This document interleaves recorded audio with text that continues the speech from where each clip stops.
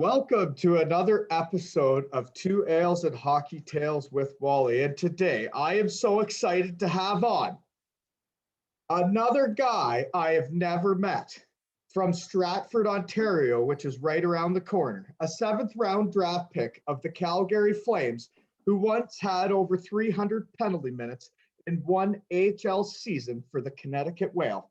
He's played in Canada, the USA, Wales, England, Sweden, Italy, Slovakia, and Hungary. Devin DiDiomete. How are you doing today? Good, Wally. How are you? Thanks for having me on. The list of teams is quite long there. I'm sorry for making you have to go through all of it. And I'm sure Calgary is hoping they could have had that draft pick back from whatever year it was. Actually, those weren't teams; those were countries. Yeah, no. I guess it's list of countries and then an even bigger list of teams to follow. It's the subfolder in the folder. Yeah. I was just giving the main folders, but so usually what I would do is I give a bit of a background how we know each other, and there's quite a bit here that for a guy I've never met, you were the first one to personally reach out to me when I started the podcast of a player I wasn't a teammate with that I didn't personally know. You were the first one to say, like, good job, like, I like it. So thank you for doing that. Not a problem. I quite frequently listen to podcasts, especially now with COVID and not much going on, and saw this float across the screen one day and recognized your name from growing up watching you play, actually, when you played junior B, and then again watching you at Western Michigan and hearing your name and pro, and obviously played in Cardiff and I played there. So seeing your names a bunch of times, I thought, you know what, I'm going to check this out and listen to it, and thought it was good, you know, given the real scoop on pro hockey and how it is and shooting things straight, and just wanted to reach out and let you know I thought you were doing a good job and to keep it up, I guess. Well, I truly appreciate it because, like I've said before, I never would have thought I'd be doing something like this or putting myself out there like this. But now that I have, man, the response from guys like you just make me want to continue doing it, which I will. But other reasons why we knew each other was, I don't have this down yet, but when you signed in Manchester, my last hockey season, when I hurt my knee and never really played, you signed in Manchester. I think the season had already started, and I could just feel our room deflate.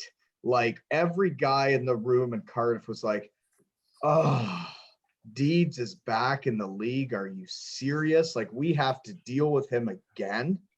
I didn't know who you were. I didn't know. Yeah, no, I had started the year off in Slovakia, and I got a pretty lengthy suspension there, and Manchester reached out for me to go play there, and thought, why not? I enjoyed my time in England and wanted to go back a second time and try to have a better go at it, and it didn't end up working out the way I wanted it to. But I did some crazy stuff in that league. I was a lot younger, a lot more crazy, and I think I had quite the reputation there for a while. Well, we can get into that later, but I was just discussing how I couldn't believe I don't know if it was fear or more just they felt like they were already, like, they were deflated that you were coming back in the league and we had to deal with you again. So I never really, I don't think I played a game against you, but it doesn't sound that fun.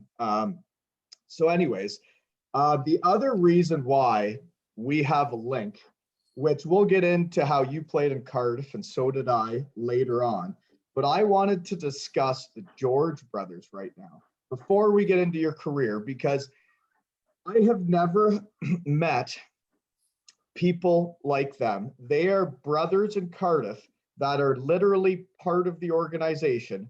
When the team wins a championship, they go on the ice with the team. They're hugging all the players, all the wives. They don't work for the team. They are just friends. And like, but what they do is they make everybody on the team feel like they're part of a family. And they did that as soon as I got to Cardiff, and Todd realized it, the new GM, and he was the new GM and realizes these two brothers are as part of the organization as anybody else. Yeah, Chris and Steve were so instrumental in me enjoying my first little bit in Cardiff. I mean, I went over there as a 23 or 24-year-old, his first time overseas. I wasn't married, didn't have a girlfriend. And Steve and Chris reached out right away, go have beers with them, and just the two funniest guys in the world. And of course there's Fat Alan. I'm sure you've met him as well. And the three of them in the room together, it was just like giggling like I was a little kid, and just felt like I was back home with my buddies. Just so welcoming, would do anything for you, made sure you feel comfortable. And like you said, they were a part of the team without actually having a title as a part of the team. And I think the world of all three of those guys. They've come over to Canada to visit. I actually, when I was playing in Cardiff, one of my friends, my best buddy, Brock, came over with his father because his father was from Wales, and they met the George brothers, and they ended up coming here and partying, and it's been kind of a lifelong connection, and it's been nice. So we've been able to stay in touch and keep that friendship. Yeah, because when we decided we were going to do this tonight, I sent Steve a message, and just because I knew he knew you, and he just mentioned that when he came over to Canada, you came to pick him up at a limo. Yeah, we came and got him in a limo. It was crazy. We had the limo stacked with beer, and we tried to put a pretty big show on for the boys. So I think they enjoyed their time in Canada, or at least I hope they did. And that was the least I could do for them, for all they did for me in Wales. And like I said before, I think the world of them, and they're just such unbelievably good people. They really are. Like, the thing I find the most interesting about them is when you do get to have a night out with them. Like, I never got to have that many because I had young kids, but like when I got a night out with them, it was a night to remember. Like, they are just like, they're so funny together that they work the crowd. You get Steve up dancing, and Chris is working off of him, and they just change the whole mood of everybody they're around. You cannot be around them and be in a bad mood. No, that's for sure. And I think half my problem in Cardiff was I had more nights out with them than I didn't have nights in. So I definitely pushed the envelope a little bit there while I was in Cardiff, and they probably partying a little too hard. But like you said, they just feed off each other. They're so funny, and it honestly made me giggle like a little kid every time I was around them. So I'm thankful for that. Yeah, no, I'm thankful to the friendship I had with them. And yeah, they even made the trip to Wally night when I got to go back. They literally drove to the game. They weren't living around the area. I think they drove a couple hours to the game, and they only got to stay for 2 periods. And then, yeah, we got in the bathroom together, and yeah, maybe I'll post the picture we took in the bathroom together and me spray painted showing them, because I hadn't got into the crowd and taken my top off yet. And I was just showing them what the pregame speech looked like before I had really decided what I was going to do. But they're just special people, and they just make it a family feel in Cardiff. And I tell you, they are as big a part of that organization as anybody else. Like any player, anybody. So anyways, couldn't agree more with you on that one. Yeah, we'll move on from the George brothers. Yeah, well, I could talk about them all day though, but here we go. So you're from Stratford, which was our biggest rival in Junior B for me, but can you give me a rundown of your minor hockey journey, and then your Stratford days, which is the best junior hockey arena in the world, I think? Yeah, I mean, I've been to quite a few arenas, quite a few leagues, and I've yet to find an arena like the Stratford William Allman. It's a pretty special rink.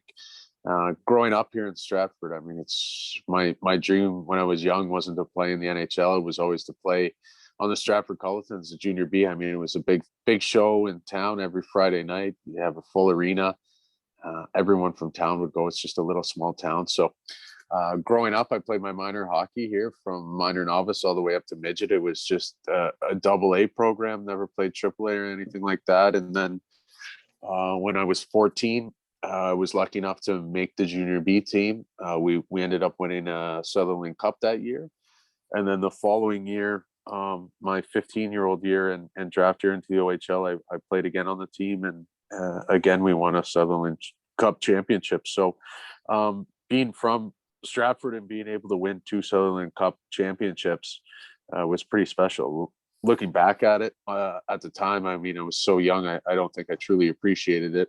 But having played pro for 13, 14 years now and not winning anything, and I guess it kind of humbles you and makes you realize how lucky you were to win something that early on in your career. I mean, mind you, it wasn't pro or it wasn't the Stanley Cup, but it was still a championship. And the guys from that team I've still kept in touch with over the years. And there's a annual golf tournament every year I go to, and anytime I see the guys, it's still the same laughs, smiles, stories. So it's a special bond you'll always have for your whole life. Wow, that sounds like the other episode I did for me when my college roommate interviewed me and we had too many ales. But I won my first year in Elmira, the Sutherland Cup, and then the next year, my last year, we won the Cherry Cup, which is the league, but then we lost Game 7 of the Sutherland Cup. And the difference of winning and losing is, like you said, you're staying in contact with all those people. We have a WhatsApp group now because it's our 20-year anniversary of our Sutherland Cup. And like you said, it's all the same laughs. Everybody's still the same people. We're just older. But the team that lost in Game 7, next year when it's their 20-year anniversary, I don't think anybody's putting together a WhatsApp group. Yeah, no, it's kind of a cliche in the way that they say, teams that win together always stay together, but it couldn't be more true. I've played on numerous teams throughout my pro career and never won a championship and never really had a group like I did with the Culletons. It's kind of everyone's gone their own directions. Everyone has their own families doing their own thing, but there'll always be that special bond. So there's definitely something to be said for winning a championship and what the guys go through together in order to win that. So I was a lot younger than all the guys at the time, so they treated me a little bit differently. But now that I'm older, it's the same stuff. We can look back and laugh on everything. When you say like you were younger and they treated you differently, like starting this podcast, it's kind of brought mainly the teams I won championships with, because that's who I've brought on so far. But it brings those teams together and everybody starts talking again. And it's weird for me because through the text messages and through the conversations I have with different people is based on what age you are at and how old you are and where you're at in your career. You have a different relationship with people on the team. You're a different person on the team. You act differently in the room. Do you know what I mean? Oh, for sure. I mean, my first year, I split time with the midget team and the Junior B team. I was 14 years old. There was guys on my team that were 21. You're not going to hang out with a 14-year-old when you're 21. Guys get in trouble for that. So, it was definitely different in that aspect. But at the same time, there was a group of guys from Stratford that I had grown up playing with, or if not playing with them, knew them, and they were always great to me. And not that the guys they're bad to me or anything, but hockey, 20 years ago was a lot different than it is now. Of course, there was, hazing and all that stuff, but at the time it was fun, and at a time it was just a way of, I guess, kind of paying your dues and putting your time in, and there was no harm or no foul, and I knew it was fun. I knew they didn't really hate me, so it was a different time, different period in history, and I don't know. I kind of miss that part now, to be honest with you. I totally agree. I still remember our Elmira Shirking my rookie party at the Weidman household, Dale Weidman's household, and he was the captain. And it's not, it wouldn't be acceptable now. However, we were all laughing about it the night it happened. Well, some guys that maybe hadn't drank before weren't laughing about it, but like it was the way it was, and everybody was okay with it. And that's the way hockey was. And you're right. I miss the way hockey used to be. Watching hockey now is, I honestly, since I started this podcast, I have not watched an NHL game once. No, I can't watch it either, to be honest with you. It's just completely different. And even now that I'm a little bit older on teams and seeing some of these young guys that come on to teams that I've been on, they're just a different breed. I feel like they're so entitled to things, which is fine. I'm not a dinosaur. I'm able to adapt to whatever's thrown at me. That's no problem. But there's just no sense of needing to work for what you earn. I feel like things are just handed to people now. And the way it was, you used to have to, work for your ice time. You needed to work for your time on the power play, on the penalty kill, whatever it was. And through that, you not only grew as a person, but you grew as a player. If you're just thrown in a situation where you're, number one PP, number one PK, number one first line, you never have to work for anything. You don't know anything about adversity. You don't know anything about challenge. And I think that part of the game's kind of missing. I don't care that there's, no rough and tumble stuff anymore. I mean, I don't watch hockey for the sole purpose of watching a fight or a big hit. So that part doesn't bother me. It's just a completely different breed of game. And to be honest, it doesn't interest me that much. If I wanted to watch hockey like this, I'd tune into the KHL and watch guys that are so skilled on a bigger sheet of ice, and probably be just as happy, to be honest with you. Yeah, I agree. I'm not interested in it. I thought hockey was fun to play. I don't think it's as fun to watch, but like I get the fan side of it, like people that haven't got to play it as much. I don't know. It always kind of hurts, right? Especially for me. Well, for you haven't got to play in what, over a year, right? And Yeah, for close to a year. And like we may as well get into that real quick here before we get into the rest. This is going to be a long episode, bud. You might miss hockey tonight. That's all right. Sorry, man. You got a lot to talk about with your career. Where was it? Oh, you haven't played in a year, but like for me, I haven't got to be around the guys and play hockey, like I guess since I was cut from the Ripley Wolves. But like you haven't got to play through all this COVID and stuff, and now you're just at home. So like, how's that been? Like, I know you're supposed to go play hockey tonight with your buddies, but like that's not like going to play hockey like you're used to. Yeah, no, it's I mean, with this COVID stuff, obviously it impacted everyone's life in a different way, whether it was, having to spend more time at home, some people losing employment, whatever the case. And for me and my family, my wife was pregnant at the time. I had a contract to go back to Europe. My wife didn't feel comfortable having the baby in Europe with all the stuff going on with COVID, and I completely supported that. And I was going to go over on my own in January, or even a little bit later if I could. And it just got to a point where it wasn't worth it to me. I got two awesome boys at home now, and for me to leave them and go play and be on my own, it wasn't worth it. I think there's times in life where you have to sacrifice things, and me being here and getting to spend more time with my wife and my kids, not every day is easy, because there's a certain routine that I'm used to that I don't have now. But at the same time, I'm getting time with my family that I would have never got before. So I'm grateful for that. That's for sure. Yeah, like I couldn't imagine being a hockey player through this time and how difficult it must be. But like I'm thankful for the time I've got to spend with my kids through this. But like, yeah, you're right. As a hockey player, you're not used to being at home. You're not used to being in Canada. You're used to being there only for 2 months to just see a few friends while you're training, and then you leave again. Yeah, for sure. I think the biggest adjustment's probably been the routine.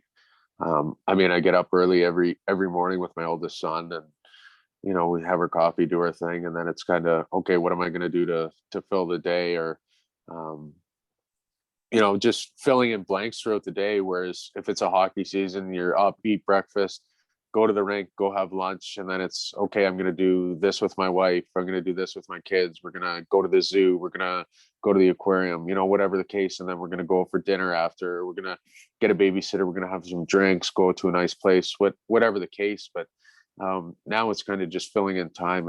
And I think that's been the hardest part, to be honest with you. And followed with the fact that I don't know if I even want to play anymore. So I'm kind of in between a rock and a hard place, because I don't want to look for a job and then get a job, and the next thing I know, I'm telling my boss, hey, I'm taking off in a month to go to Europe. So that part of it's hard, but like I said previously, I'm fortunate for the time I've been able to spend with my boys and my wife.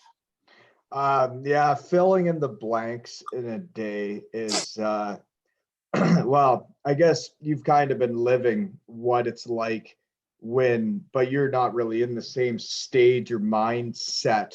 But like for me, like my knee was done and it's just over.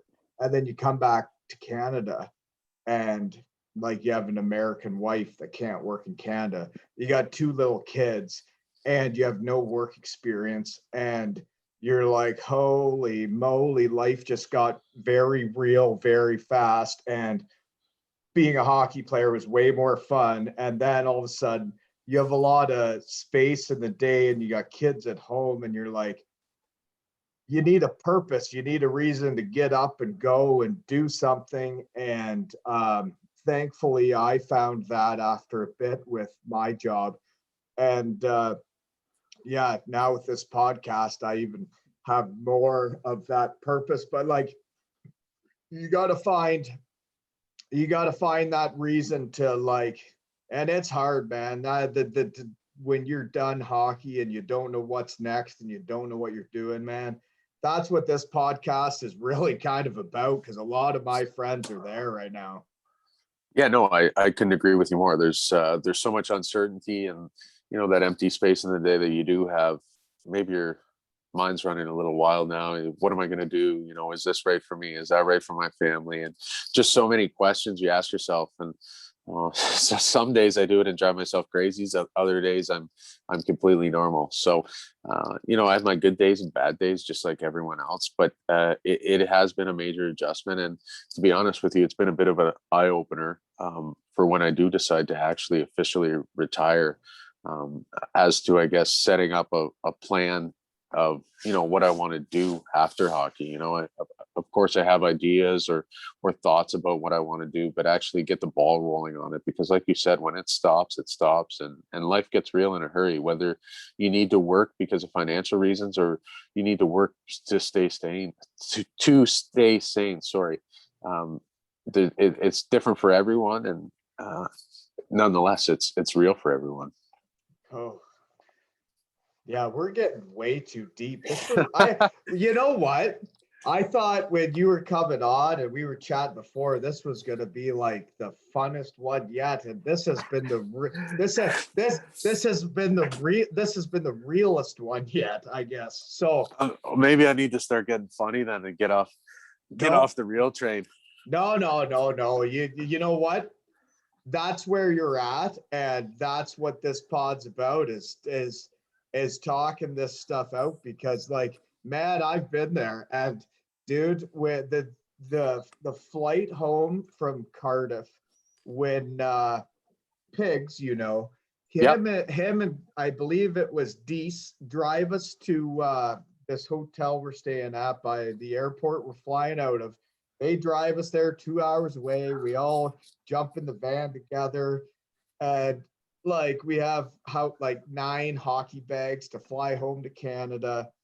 And like it's like I went to Europe with a duffel bag and a hockey bag, and then I came back with 9 hockey bags, 2 children and a wife, and I was like, holy crap. Like, And now I get back to Canada after my daughter threw up on me the entire plane ride from the UK to Canada. She threw up on me the entire time at the back of the plane in the stewardess seat, which was very nice to give me a seat. It was nice that we were away from everybody.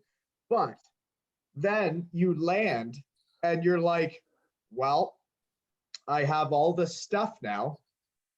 I have no job and my knee's gone and I can't play hockey. So welcome to the real world.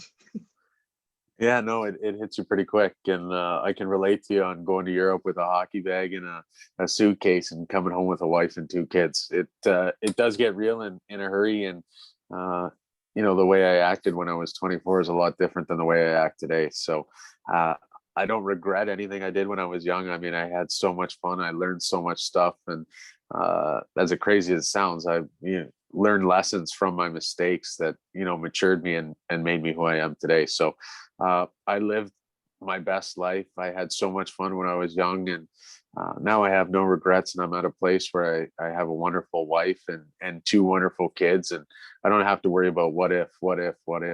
I've done so much stuff that I'm happy and I'm at peace of mind with where my life's at. Yeah, man. Whatever you decide to do moving forward, I wish you nothing but success. But like, dude, we haven't even started in the podcast yet. We've gotten too deep. So now it's like a Joe Rogan podcast. Apparently, yeah. And hard, yeah. Yeah. So good luck getting to your hockey there at in 45 minutes there. Good luck. So you played for the Stratford College. I did. So anyways, this is funny how we haven't even talked about anything I've written on the list, but there's about 25 teams we probably got to go through too. Well, should we just go to the highlights here then? If you got to play hockey, No. I don't need to play that bad, to be honest with you. It's just a group of buddies I play with every Thursday night, have a couple beers, and just get out and exercise for an hour, blow some steam off. So if you want to stay here and chat, I'm more than happy to do so. Well, it's completely up to you, but I got all these notes down, and the next one I had is you go from the Stratford Coltons and 2 Southern Cups, which I believe happened, I guess, in the middle of puberty, because then you still got 5 years of the OHL after you've already won 2 Southern Cups. How does that work? But anyways. Yeah. So I played when I was 14 and 15, and then was drafted to Sudbury my 15-year-old year and played 4 years in the OHL. So that was, I think they've changed the rules now. I don't even think you can be 14, let alone, or 15, let alone 14 to play in the league. So I guess I hit puberty early. Sorry, they changed the rules to not play junior B at 14? Yeah, I don't think you're allowed to now. I got drafted to the OHL out of junior B. I don't think that's allowed anymore. And I was playing is that why the junior B league in our areas is succeeding so well in getting scholarships and everything? Is because they don't let talented players play in their league? Or should we not open up this can of worms here and continue on with your career? Well, I don't know if you want to call me talented, but they did let me play when I was young. So maybe they learned from their mistake with me. I don't know what it is. Okay. All right. So you go to Sudbury and you had a good career. You're drafted to Calgary, right? 7th round? Yep. What year does that happen? And how, what type of role are you playing at Sudbury? So when I got there, I was, fresh off junior B. I definitely had a lot to learn still. I mean, you go from playing junior B to the OHL, it was still a huge jump. I remember getting there and seeing some of the players and being like, holy shit, I got a lot of work to do. So my first year, I was pretty much played on the 4th line the whole year, and went into the coach's office. Mike Foligno, my most favorite coach I've had throughout my career, just an unbelievable guy and an unbelievable coach. And I remember going in the office my first year and saying, Mike, what do I got to do to stay in the lineup every night? And he just said, do something that no one else on the 4th line does. And my centerman and then right winger at the time, they didn't fight or do anything or play rough and tumble. I thought, well, I'm 15, 16 years old. might as well get my nose dirty. So I spent a year in the OHL just getting the absolute shit kicked out of me night in and night out. I think I fought 20 times and I don't know if I won one fight. Then the next year I came back and Mike gave me a bigger role with the team. I think I was, first or second line guy, and started producing more, obviously, offensively with more ice time and more responsibility. And I was picked up by Calgary, a late round pick, and then the next year kind of came into my own in the league as a power forward.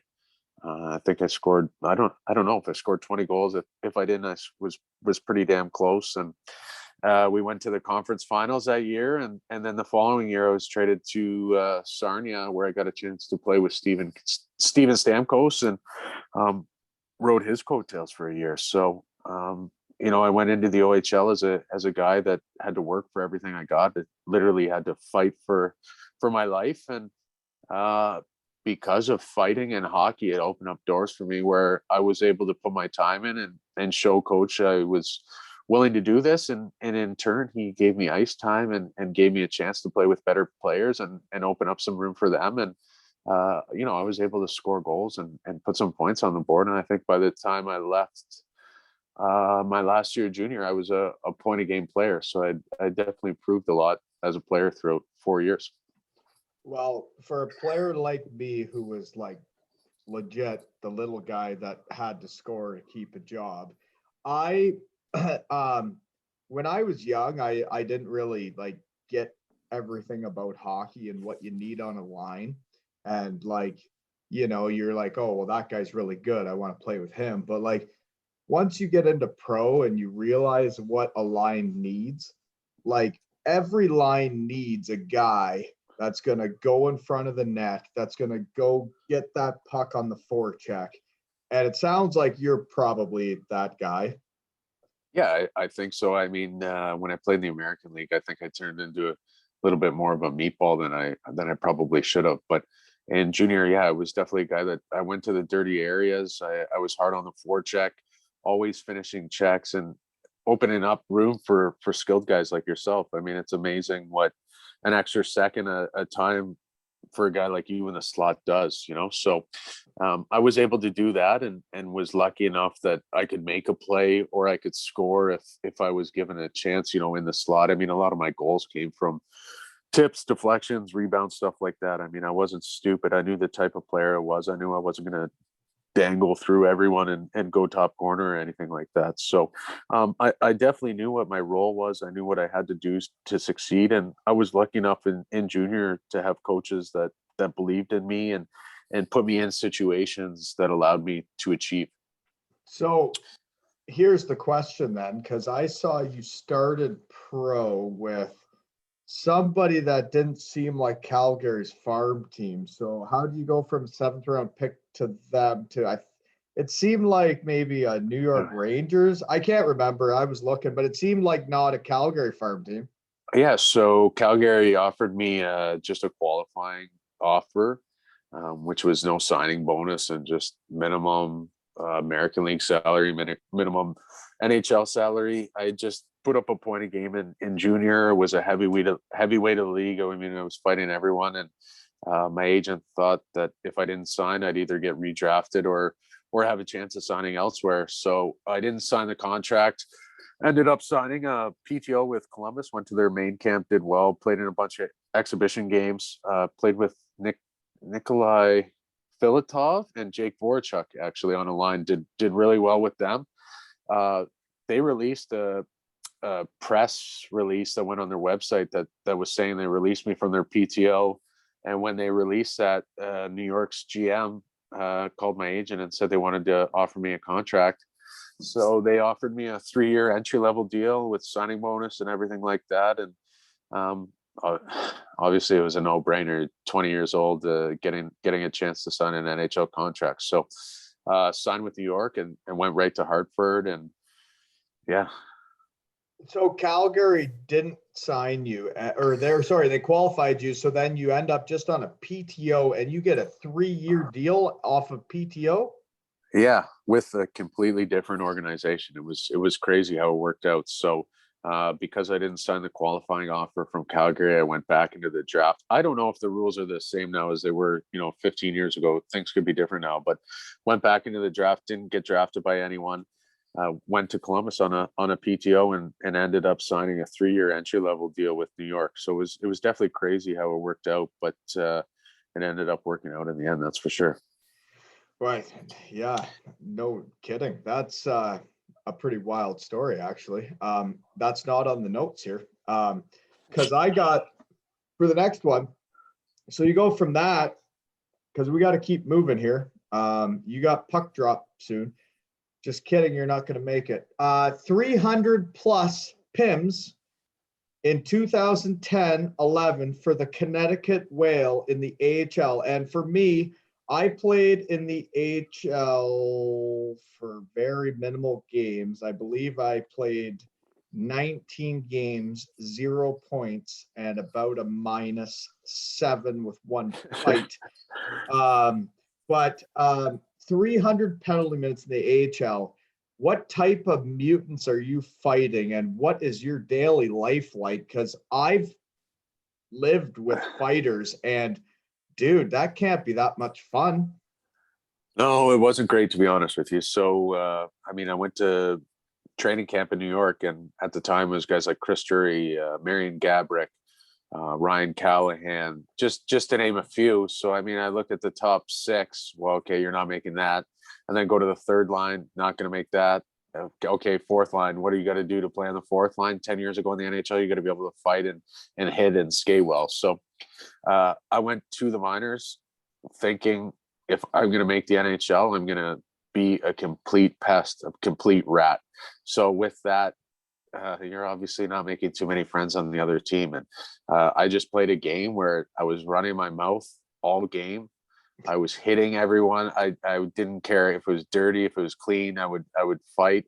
I wasn't fighting the super heavies. At this time, super heavy was, 6'8", 280 pounds. I'm not a big guy. I'm 6 foot, maybe 210 pounds.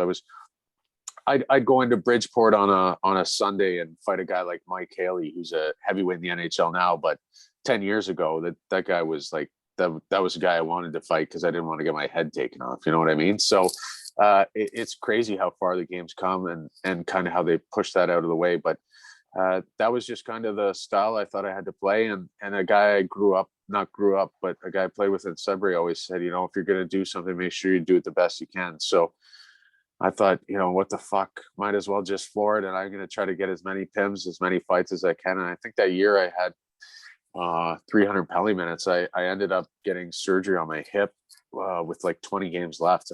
I was trying to get like 400 penalty minutes and 40 fights. I think I ended up having, I don't know, like somewhere between 30 and 35 fights in 1 year. And that was a lot of fighting. So when you're fighting that much, and because I learned very quickly in pro, when you said when you hit someone dirty, you just do it. But when I did, because I was in college and I did a couple dirty things out of college, and then I realized it doesn't matter who you are, the big guy is coming to fight you. So when you would do dirty things, you'd have to have the 6'8", 270 guy coming at you.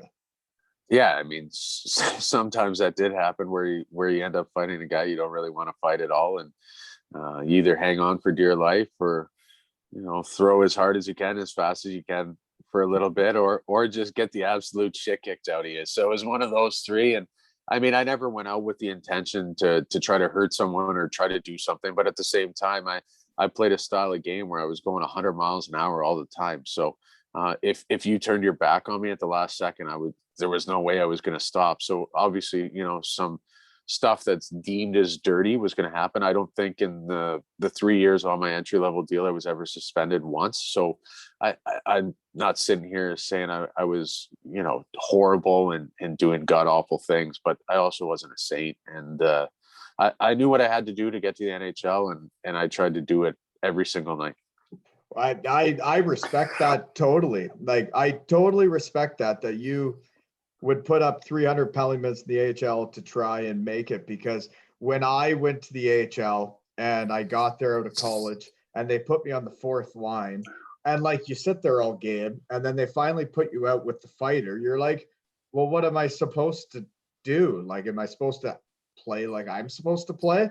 Like, I actually decided, I'm like, well, if this is what I'm doing, if I'm on the fourth line, then I better run around and start hitting people. And then I even tried to I grabbed a guy and like fought him. And like, what, like, that's not me, but like I was doing it just because that's what it seemed like I had to do because I was on the fourth line. But like for you, it would have been way more natural for me. But okay, we got to move on now because this is my favorite seasons of your resume because from a league I have been cut from, the WOAA,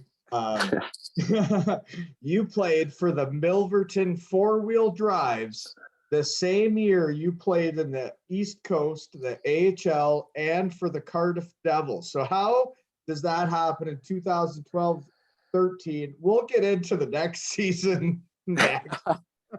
So that was the year the NHL lockout, actually. And my coach, Mike Foligno, from junior, was coaching in Chicago at the time. And we had spoke over the summer, and he said he'd like me to come play in Chicago, obviously the American League team, not the Blackhawks. And I had planned on doing that. And then the lockout happened. You know, it was a complete freeze for players. Guys on entry level deals were going to Chicago. I didn't have a hope in hell in playing. So I signed with Cardiff, went over there, did my thing. To be honest, looking back on it, from a hockey standpoint, I wish I had never done it, just because in my mind, I wasn't ready to do it. I still had that fire. I still had that drive. I still thought, you know what, if I fight and do what I need to do in North America, I could probably get a cup of coffee in the NHL. And I went to Cardiff, and it was so much different from the American League. I mean, it wasn't as professional. And I'm not saying anything bad about Cardiff, because I absolutely love my time there. It was just so different from what I was used to. It was hard for me to get into a mindset and a mentality where I could give it 100%. And I just turned into more of a clown and a circus act than I did a hockey player. And it got to a point where I wasn't having any fun anymore. I was probably a little bit homesick, and I left and my buddies called me and asked if I wanted to play on their senior A team in Milverton. And I did that for 2 games. And I spoke to Mike Foligno, and he said, you know what, go play in the East Coast League for a couple games, and you can sign a contract with Chicago. So I went, I think I went to Colorado, right?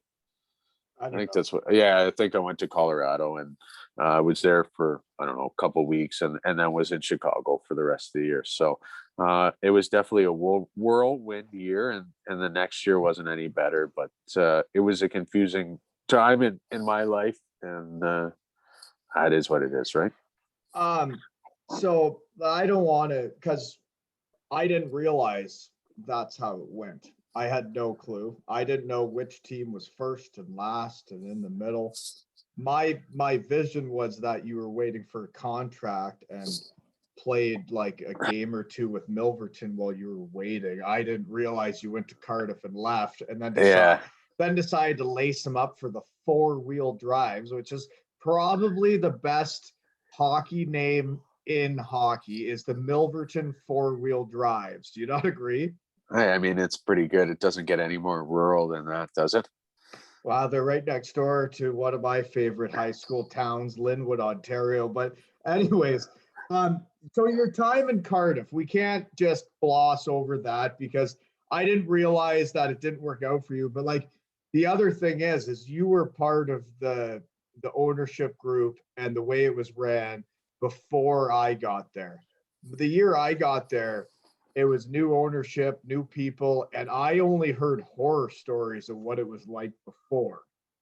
Yeah. Yeah. Sorry to cut you off. I'll let you finish. No, go ahead. I was just that's not on my notes, but like, that is what's come up is like the difference. It's like, what was it like in Cardiff then?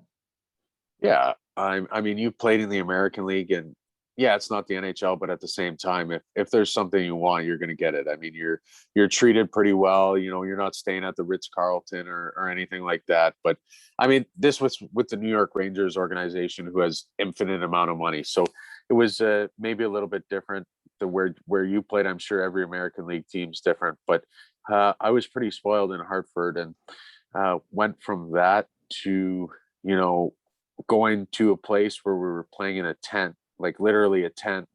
The dressing room was, you know, something like, it wouldn't even be like a local dressing room. It just had that feel where it wasn't pro hockey for me. And to be honest with you, that's no one's fault of my own that I didn't probably do the right research. And um, I think I should have went there with the mindset of, you know what, I want to get back to being the player I was in junior, the guy that fights, and but at the same time can score and contribute offensively, defensively, kind of you're all around player, I guess. And instead I was just kind of fuck hockey in I guess lame terms. And it was What just age is this? I would have been 24 probably. And I had kind of lost my passion, kind of lost my drive. And I was just a clown. Like I don't know, it's running my mouth on Twitter, you know, doing stupid shit on the ice, not really playing hockey, and to be honest, not really caring about hockey. So there was definitely looking back on it, I wish I had never gone there. And like I said before, not because I didn't enjoy my time there or because people were rude to me or anything like that. It's all on my own. So I just feel like for a fan base that's so loyal, I didn't give them all I had, and I truly wish I would have. So that's my regret in it, I guess. Okay, well, like I've said in the past, these podcasts go completely different than I envisioned them in my head, because I thought Cardiff was a great time, because I had reached out to the George brothers and Batchy, who Oh was. yeah. No. I don't want to give you the No, wrong I know, idea that I I know. didn't have a fun, like, away from the rink. Oh my God. Like I had the time of my life. You know what I mean? And I don't want this to be me shitting on Cardiff, because that's not the case. I thoroughly enjoyed my time there. I truly enjoyed the people there. I just didn't give my 100%, and I feel bad for the loyal fan base that I didn't give them all I had. No, and that's not where I was going with that at all. It was more like you said, like acting like a sideshow is actually Steve George sent me the picture of the line brawl that happened. Can you give me the story of the line brawl that is called, hold on, I have it here somewhere on my list. It's called the Night of Shame. And I heard Franny is throwing punches in the handshaking line. And I hear that you fought Ben Olsen 10 times and you fight him again. So can you give me the story of that night? Yeah, so I had played Benny in the American League when I don't know where he was, in there in Lowell or Albany, and we'd fought in the American League a couple times. And he was over in Coventry, and I was in Cardiff. I don't even know what the score of the game was. I don't know if it was a dirty game. I can't remember anything. But we were doing the handshake, and after I look over and I see someone chirping Franny, and I'm like, okay, what the hell's going on?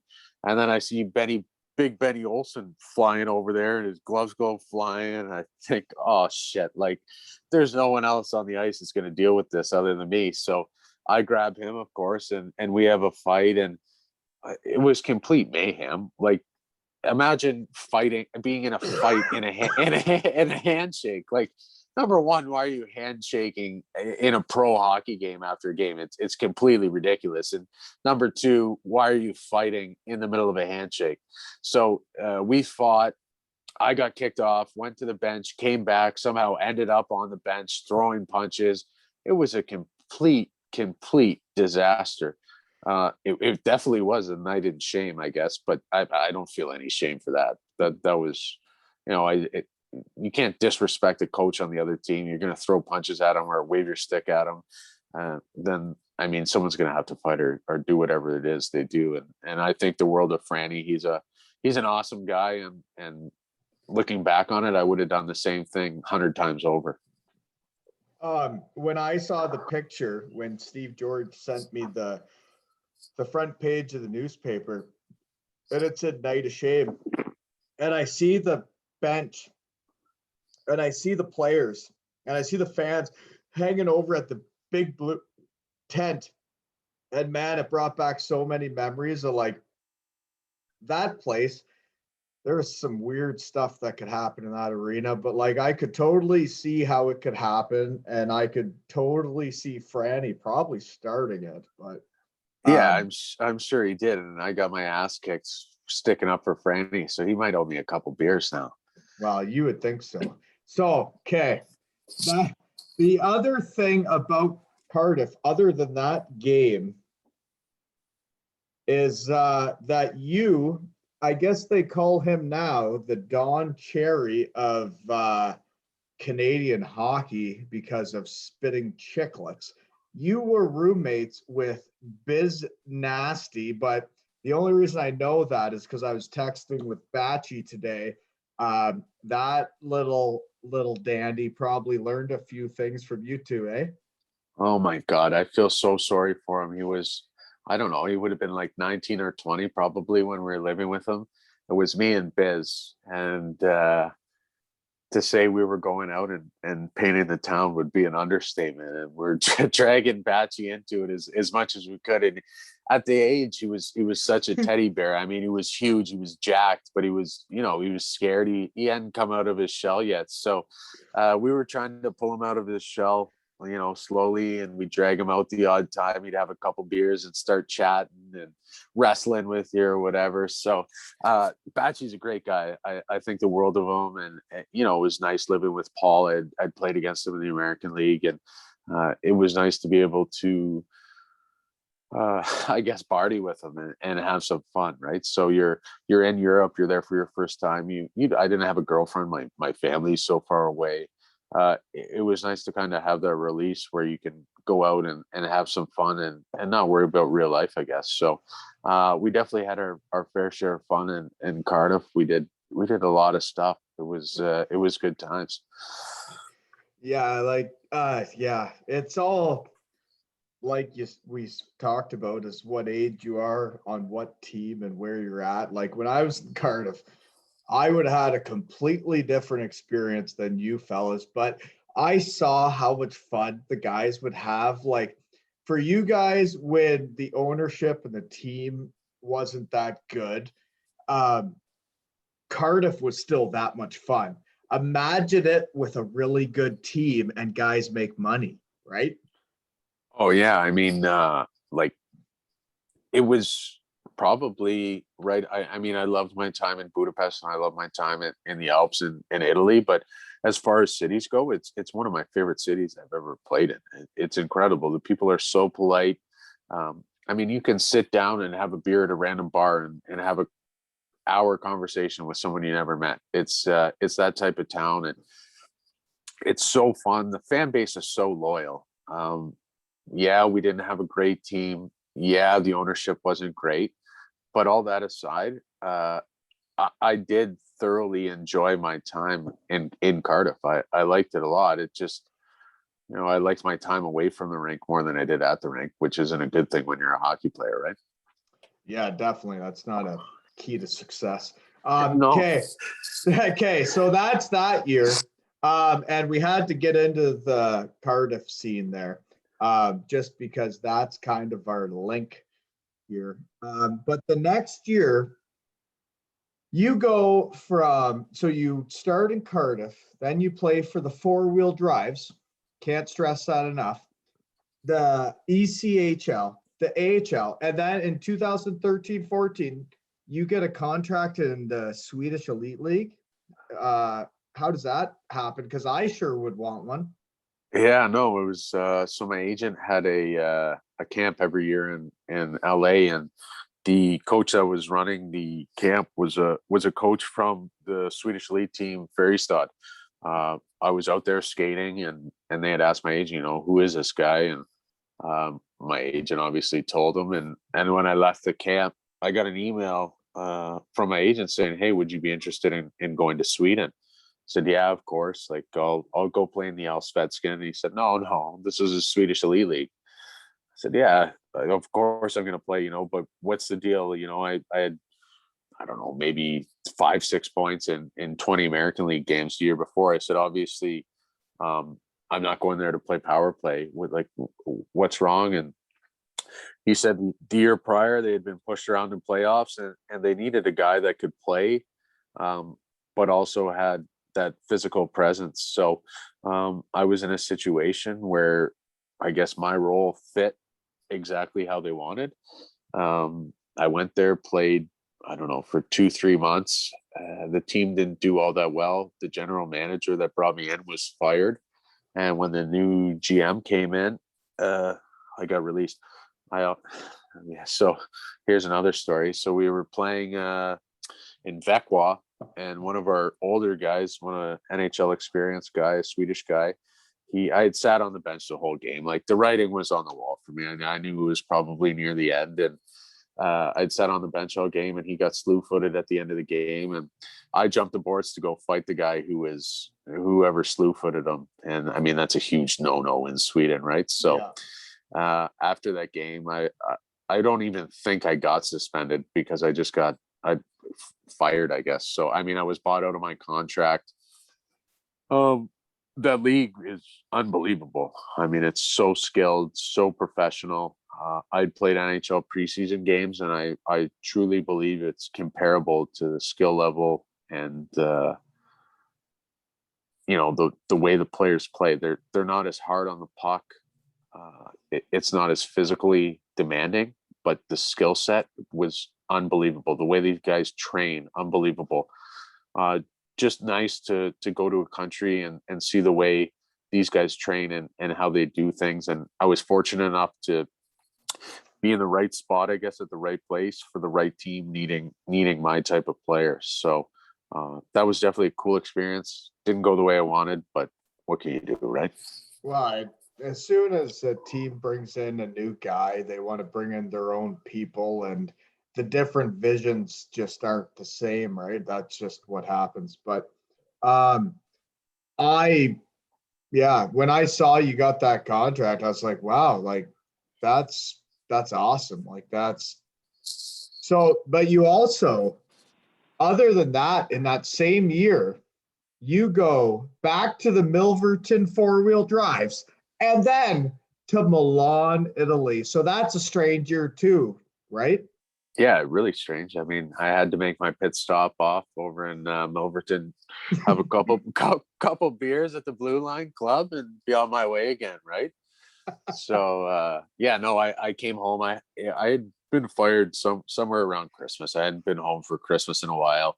So instead of staying over in Europe and trying to find a job, I came home and was around my family and friends for Christmas, and then ended up signing in Milan. So Milan was supposed to join the KHL the following year.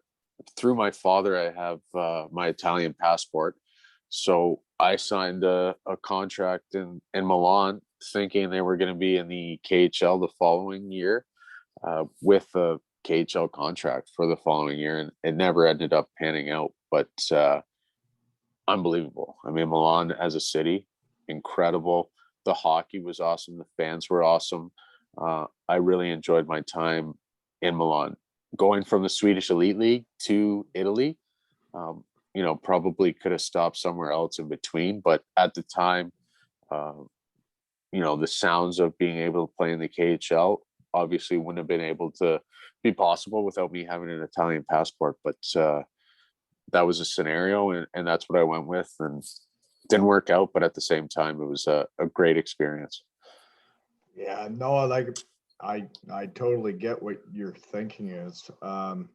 So any recollection of your matches for the four-wheel drives? Did you play the Ripley Wolves at all?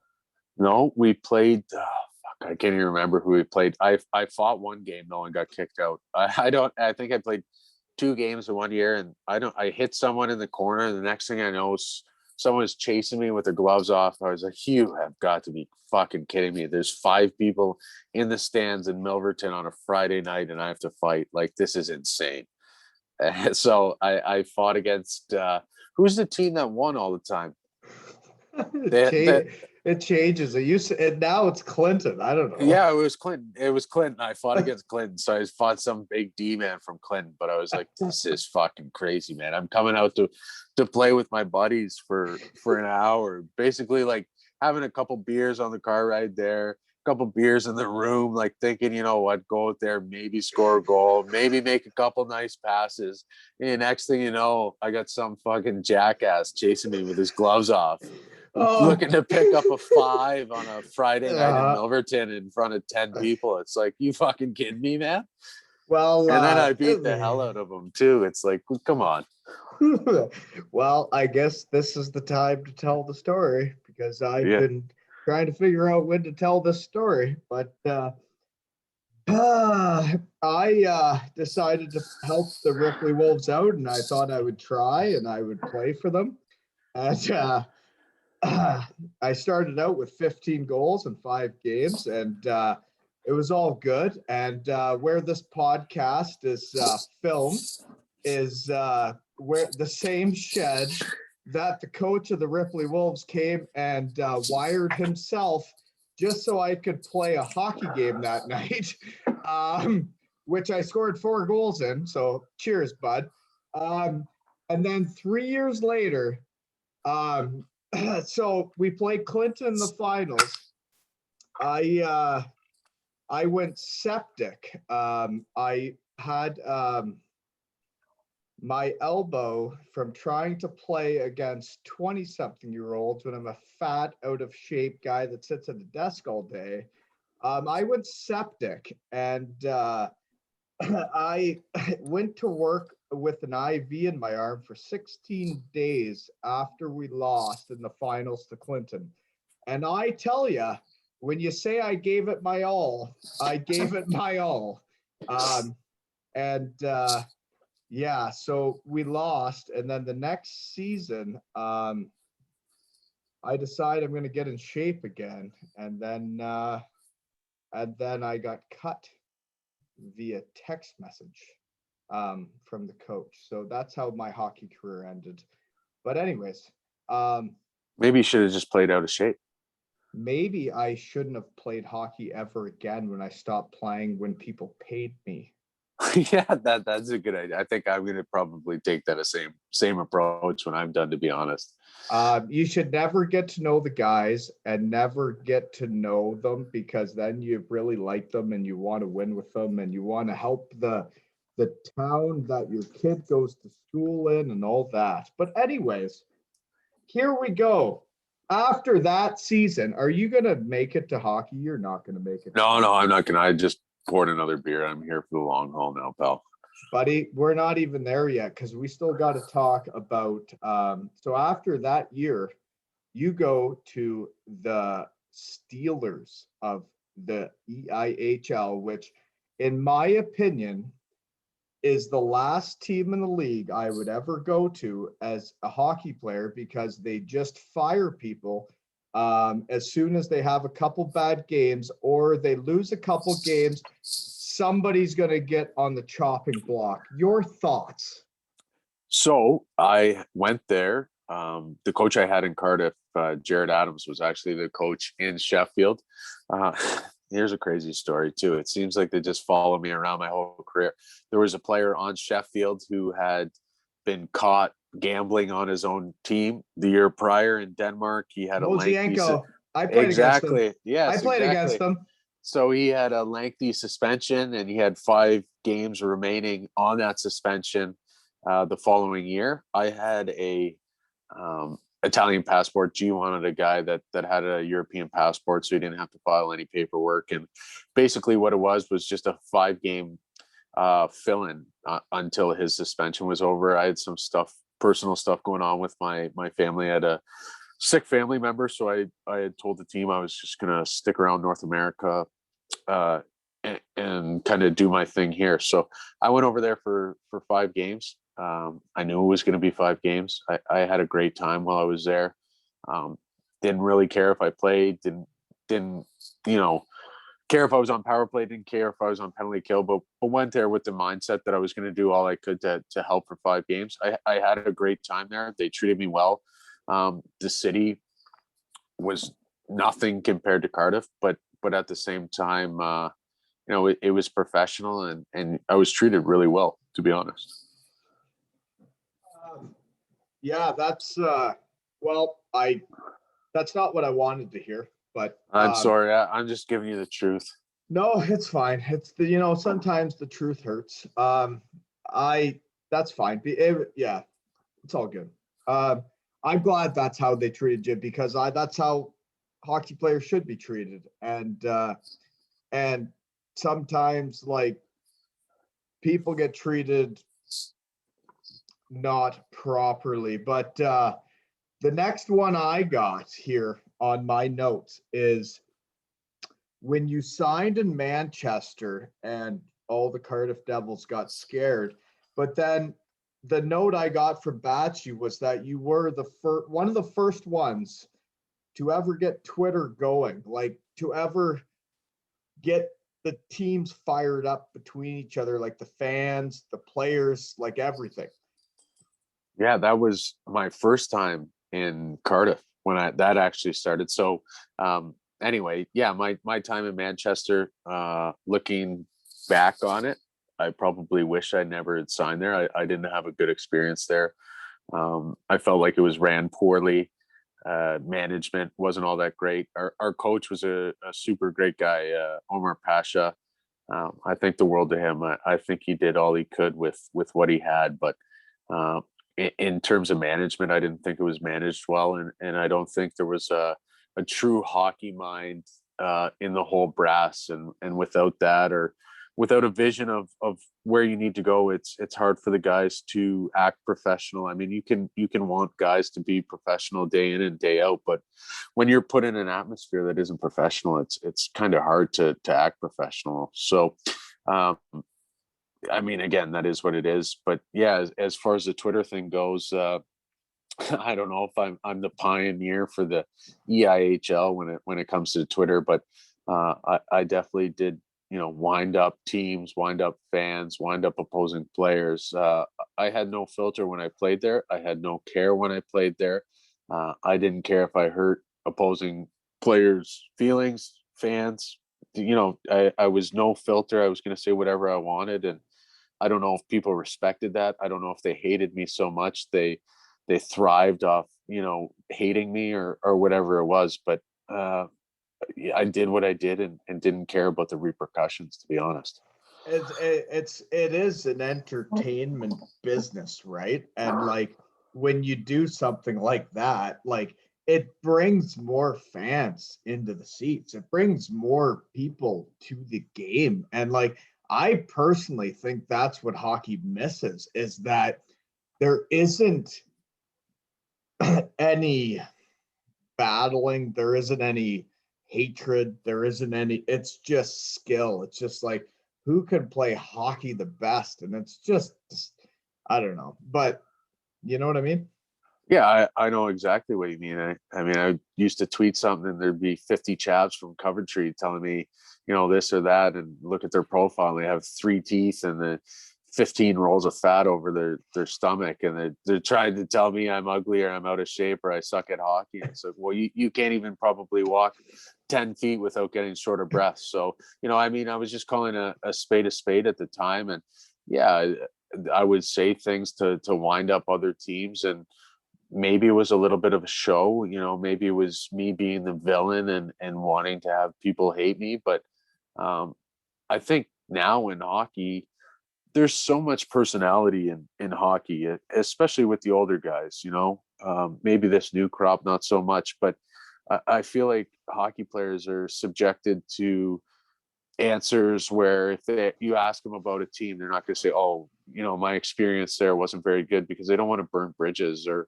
they don't want to hurt feelings. And I personally believe if you're honest, people are going to respect you for your honesty, whether they like it or not. So I've always tried to be a guy that's honest with my words, whether people liked hearing them or not. That was up to them. But it gave people, I guess, a base where they could stand behind me or they could absolutely hate me. There was no in between, I guess. Um, I mean, yeah, like I never got into Twitter until the day I showed up in Cardiff, and then the GM's like, I really think this is a good platform for media and social attention and like getting fans to games. Like, I want you guys on this, but you got to do this, this, and this. I never thought of having Twitter or any of the crap, but then when I did it in Cardiff, then all of a sudden the fans were into it. I was like, oh, this is kind of cool. Like this is nice. Like you write something and they're into it. But like it's just I don't know. Like what I was gonna say is when you're starting that Twitter thing with Cardiff and all the other teams, like you're living with Biz. So is that how he gets his start in the whole thing and why he's so into all this social media? Like, did you start it all? No, I don't know. I don't, to be honest with you, I don't know. I was new to Twitter, and I mean, now I couldn't even tell you the last time I sent a tweet or, and anything like that. I'm completely off it now, but at the time it was the new fad. And like you said, it's a platform for fans able to interact with people they probably would never be able to interact. So if I tweeted something, say we're going to Coventry on a Friday, be like, oh great, have to go to this shithole again. Like, can't wait to get out, can't wait to get the 2 points and get out of there. And then I have 100 people from Coventry replying to me like, fuck you, you son of a bitch, blah, blah, blah. And I can pick out the ones that are ugly or the ones that have no teeth or the ones that are super fat, and I can write them and, write them something. And it was just, I mean, it was humor for me. It was a way for me to humor myself. It was a way for me to, I guess, have a release for not Express yourself. Yeah. yeah, and not only that, but I mean, I was at a period where I didn't really like hockey, so it was a way for me to show my personality at a point where I could have got fired or I could have quit, never played another game of hockey, and I never would have cared, So it was super cool. It was fun at the time. Would I do it now? No, but do I regret doing it? Absolutely not. Yeah. I mean, I don't know what to say about it. Like it's kind like not to relate it to that, but it is like me deciding to start this podcast is like I would have never guessed I'd ever do this. But like now that I'm doing it, it's like a way to express myself. I get to decide who comes on and who doesn't come on and who's in the lineup, who's not in the lineup. And like, it's like, I don't know. It's like a way of like, well, these are like the people I think are, it's not like I have so many guys that want to come on this. Like I can do this for years. But like it's like there's certain people that you hear about like yourself. I had never met you. I didn't know you were from Stratford. I didn't know you were from anywhere near me. And then you signed in Manchester and I'm like, am I supposed to be scared? Like who is this guy? No, you didn't need to be scared. I wouldn't have done anything to you, Wally. Don't worry. Just Well, I'm a big teddy bear, you know? No, I wouldn't have done anything. I was at a point in Manchester too, where, I wasn't all that happy. I didn't enjoy my time there. I didn't like the hockey there. did not something happen there? Did you not get suspended? I got suspended there for, yeah, I climbed the glass and punched Danny Stewart. Like, The got kicked out of the coach? game. No, yeah, but he wasn't the coach at the time. He was a player. I got kicked out of the game, and he was running his mouth to me on the way to the bench, and I climbed over the opposing team's penalty box and tried sucker punching him. So that happened while I was there, but that wasn't it. I mean, the manager there, I can't even remember his name, to be honest with you, but he wasn't a hockey guy, and he wanted me to go in there and basically do what I was doing in Cardiff with Twitter, and wanted me to fight and do circus stuff. And coming from a guy that had never been in an ice hockey fight, and that didn't really truly understand the game, it pissed me off, to be honest with you, because I'm like, okay, this guy's probably never been punched in the head. This guy's probably never been in a hockey fight. And you're telling me to go out there and fight? Go fuck yourself. You know what I mean? Even as a guy that's been in over 200 fights in my career, I would never, ever, ever tell someone to go fight. People that have done it, they know when to do it. And if they don't want to do it, they're not going to do it. You know? So there was that disrespect factor, along with the fact that I just truly wasn't into it. And you got a shitty on ice product from me. And I think it was a direct result of how upper management handled the team. And I think that that whole team could probably agree with how things were ran. And I'm not taking anything away from Omar Pasha, because I think he's a good guy and a good coach. And I wish him nothing but the best. But yeah, it's just the way it was. And it comes back to, hockey players having these standard questions. I could have, answers. I could have just said, yeah, Manchester was fine, but people never see the true side of you. And if people never see the true side of you, maybe they can't understand where you're coming from or why you did things when you did things. So I guess it's a nice way to just air it out, to be honest with you. No, and I totally agree. It's like when I talk to my other buddies that fought, because I didn't, was like the fans love it so much, but they don't understand why it's happening, when it's happening, and they just want it to happen. Like when you're doing that all the time, like there's got to be a time, there's got to be a place, there's got to be a reason. Like you can't just keep fighting for no reason. There's got to be something that spurs it, right?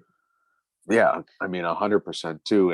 And add that with the fact that when I was doing it in the American League, I had NHL signing bonus. I had a higher salary. I mean, you're making them you're not a millionaire by any means, but you're making at least it's justifiable, to go do it there when I want to enjoy my life, when I know I'm not gonna ever play in the NHL again.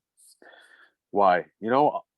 If I'm pissed off, if someone does something to my teammate, if I'm in a bad mood that day, if whatever the case, I'm gonna fight. I mean, my wires are gonna get crossed up. That's my natural way of being. But if I'm told to do something and I don't have it in me, how are you ever gonna do it?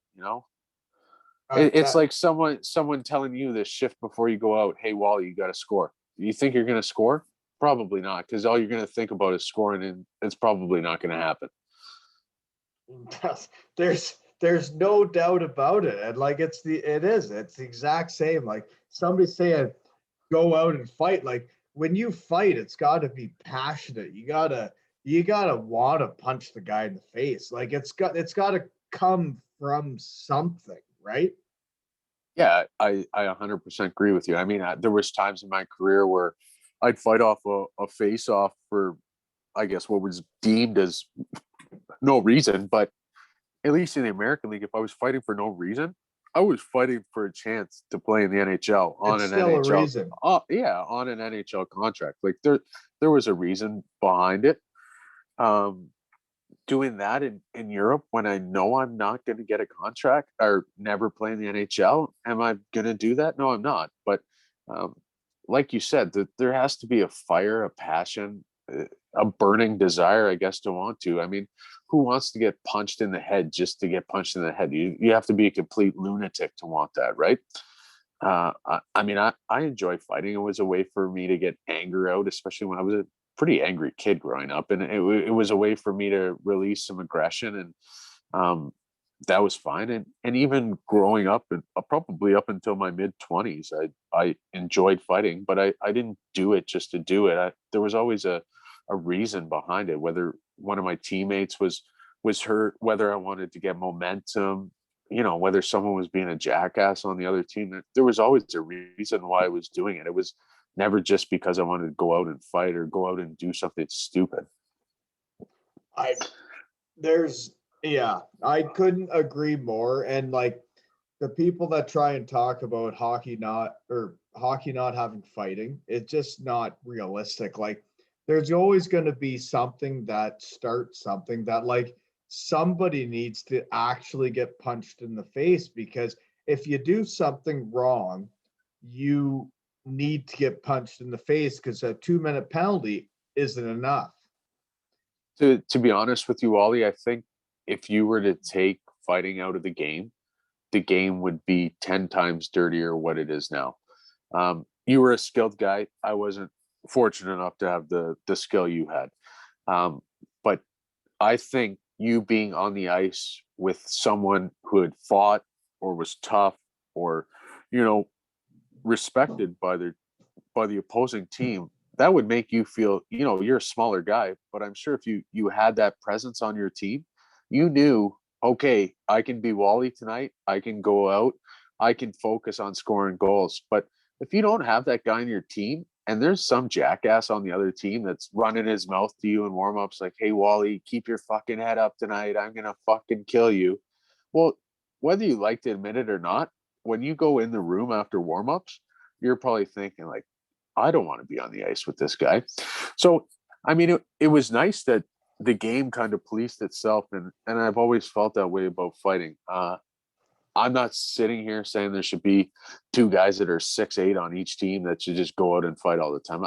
I don't believe in that either. I think any guy that fights should be able to play the game and should have a purpose or a role in any game. But I think that part of the game is and always should be alive. I mean, you take a look at a guy like Tom Wilson right now.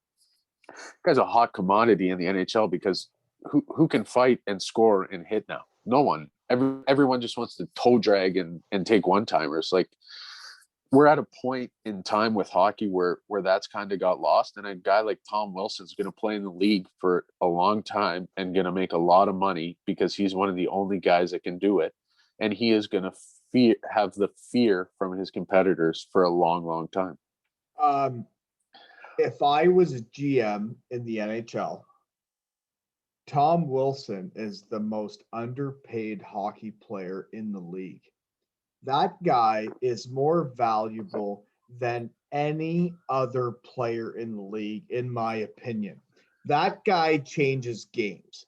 He changes the way teams play against them. He changes everybody's mindset when they're playing against him, because they are scared that they're going to be the next highlight reel, like concussed kid on the ice. Right. And it's not the fear of Tom Wilson fighting you. I mean, I don't think Tom Wilson's an overly tough guy. I'd never be scared to fight him. But guess what? I probably wouldn't want to pick up the puck on a hard round when Tom Wilson's on the ice. And I'm a guy that'll fight. So imagine a guy that doesn't fight, that's scoring 50 goals a year. And now you got to worry about Tom Wilson taking your head off. It's a element to the game that if people can bring it now, with the way the game is, they're untouchable. No one's ever going to touch you. You got a free pass every night to do whatever you want, unless you're playing Ryan Reeves. And when's Ryan Reeves getting on the ice with Tom Wilson? You know what I mean? It's if you can actually be tough, and play the game, it's so different than when we were coming up. Like, it was, you had to be tough to play hockey. Now it's, you have to be able to play hockey, and if you are tough, that's great. Yeah, no, I completely agree with that. And the term goon is thrown around, and I never looked at myself as a goon. I mean, in junior in the OHL, as a point of game player, it scored, I don't know exact numbers, but I think 25 goals or close to 20 to 25 goals for 2 or 3 years straight. And it's like, I could play a little bit. I just did what I needed to do to what I thought I needed to do to make the NHL. And as a result of that, you kind of turn into a robot and you program your mind to do this or to do that in order achieve your goal. So along the way, I think a lot of my development got lost through my 3 years in the American League, just because I was so focused on making the NHL in that role. But at the same time, how many kids dream of playing in the NHL, and how many kids ever have NHL contracts or the opportunity to play in the NHL? And I was willing to do whatever it took to get there. I totally understand. Like yeah, I totally understand. I was willing to do everything too. That's why I was like trying to be like a fourth line fighter there for a couple of weeks with like 2 shifts a game, which didn't really match with my skill set. But what I got left here, which you might almost make the second period, is if you can drive, is hold on, where is it? So if you don't know if you're retiring or not, you don't know what's next, but the last 4 seasons, you have had almost a point a game. And if I was a GM who needs a guy to open up ice for players, you're a point a game guy that can open up ice. To be honest with you, Wally, completely honest with you, I had a tough 2-3 years there that we just talked about in Manchester, and then I got a chance to play in Italy the following year. And in the summer, I took some time to reflect, and I thought, you know what, life's not that bad. I'm playing hockey. I'm making money. Let's try to take advantage of this. And I went to Italy with the mindset that I'm not going to fight anymore. I'm going to get back to the player I was. I'm going to play hard. If a fight happens, a fight happens. I'm going to suck every ounce of fun I can out of hockey. I'm going to suck every ounce of any experience I can, whether it's, living in the mountains in Italy or going to Barcelona on an Olympic break and whatever it was. And at that point, I started to have fun with the game again, which I had missed for the last probably 4 or 5 years. And I got to a point where I was playing and I was having fun, and I wasn't a robot. I didn't get to the red line and dump the puck. I didn't go smoke someone in the corner. I was making plays. I was passing the puck. I was scoring goals. It basically brought me back to my childhood. And from then on, it just kept building and building and building. And I kept having more fun and more fun and more fun. And now I'm at a point where I truly enjoy the game. Do I miss the game right now when I'm not playing? No, I don't truly miss it. But I'm so thankful for everything this game's given me. I had probably 2 or 3 years there that I truly believe I wasted. But I was lucky enough to get back on track and suck another 5-6 years out of my career. So I'm forever thankful for that. And I mean, I was lucky enough to have an Italian passport. I got to represent Italy internationally. I mean, looking back on it, there's some pretty cool experiences. So I'm grateful for all that.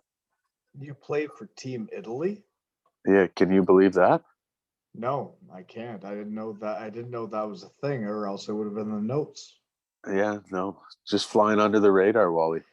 Well, I tell you, puck drop was 1 minute ago. So I'm late and in no state to drive now. My wife already came down and asked me if I was going. I gave her the head nod. So well, then there's no reason to rush this. So I don't know if we have anything else, but I tell you,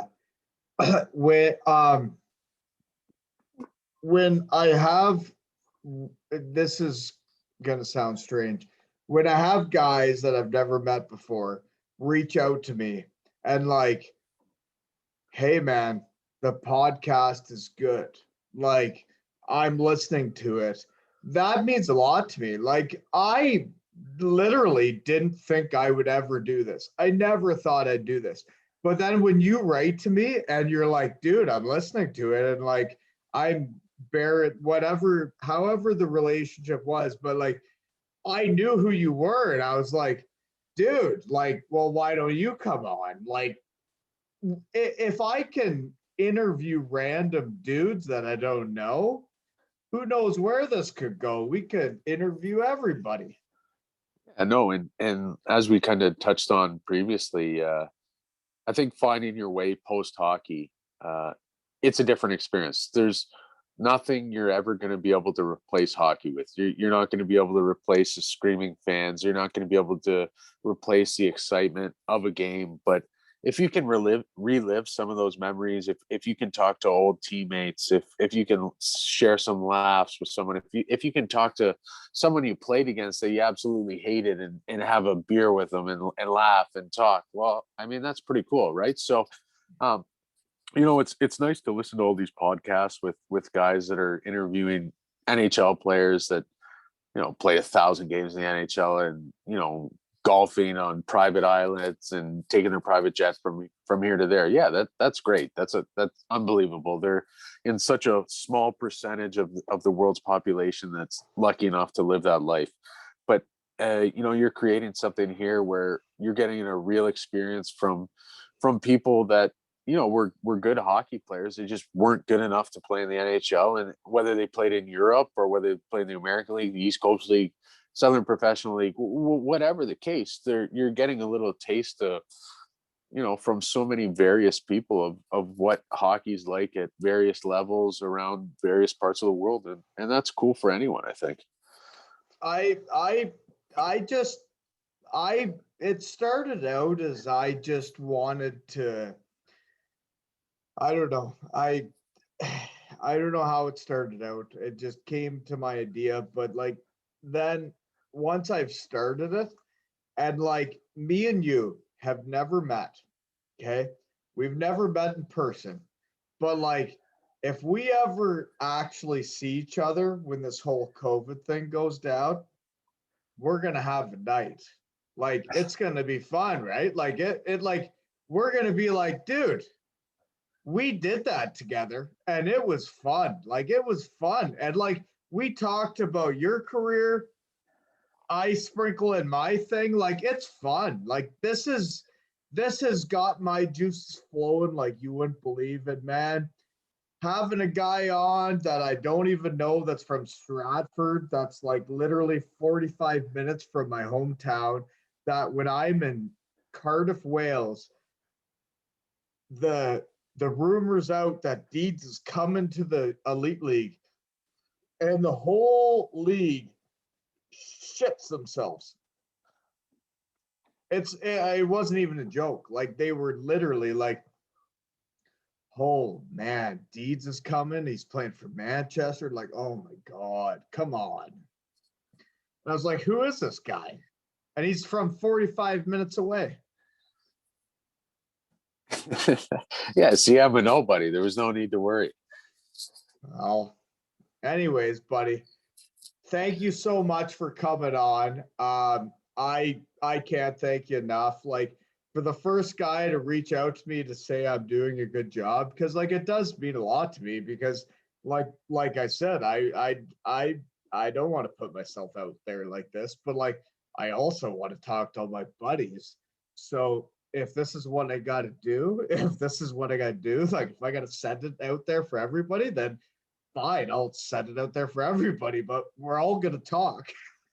Yeah, no, and like I said, I wish you nothing but the best moving forward here, and maybe you'll connect with some people you never thought you would have, or maybe you'll just reconnecting with old teammates, and whatever the case, I truly hope that you keep enjoying what you're doing. It seems like you've found a real passion here, and uh, that's awesome, because whatever it is that makes you happy, whether it's doing this, digging holes, playing hockey, doing whatever it is you do, for people to be happy, that's the most important thing. So I'm glad you found happiness in this, and I wish you nothing but the best moving forward. Hey man, thank you so much for coming on. That just warmed my heart. I'm gonna hit stop recording now.